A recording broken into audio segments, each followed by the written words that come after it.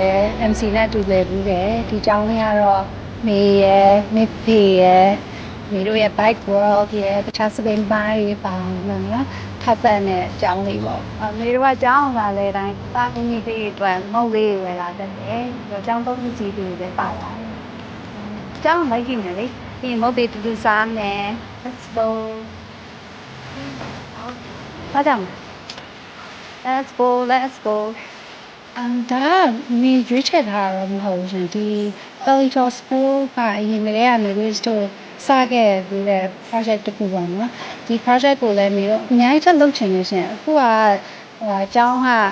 ဒီစောက်ဦးဖြစ်သွားပြီကျောင်းသားလည်း40ကျော်သွားပြီဆီယမက3ယောက်ရှိရဲ့ဒါပေမဲ့ဆီယမတွေလည်းပိုရှိစေချင်တယ် student တွေကိုလည်း facility ကောင်းကောင်းလေးဒီခက်ပို့ပေးချင်တယ်ပေါ့နော်ဒီ project ကိုမြေအာရုံစိုက်ပြီးဒီကျောင်းလေးကိုပို့ပြီးတော့ကြီးစေချင်တယ်ပို့ပြီး grow စေချင်တယ်အဲ့ဒါကြောင့်ပေါ့နော်ပြီးတော့မိအတွက် education ကအရင်အရေးကြီးရယ်မိကျောင်းတက်တော့ဆိုမိက dyslexia ရှိတော့စာသင်ရတဲ့အချိန်မှာမိအတွက်အရင်အခက်အခဲရှိတာမိကျောင်းစာရေးသိမလိုက်နိုင်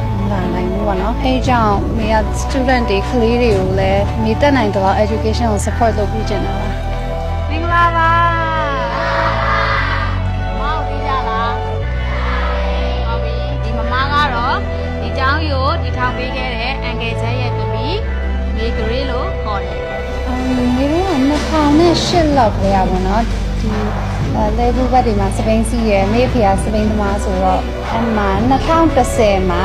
မေတို့စပိန်စီးရင်းနဲ့လမ်းပြသွားတဲ့အချိန်မှာဒီမှာဘမ်ဘူးဟတ်လေးတွေ့တယ်အဲ့မှာဖုံကstudent တွေစာသင်ပေးနေတာတွေ့လိုက်တယ်နော်အဲ့ကနေစပြီးမေနဲ့မေဖေရဲ့ bike world ရဲ့ Pelito School နဲ့လက်တွဲလာတယ်ဒါတော့ကျောင်းလေးပါခုနပြောလို့ဆောက်တာ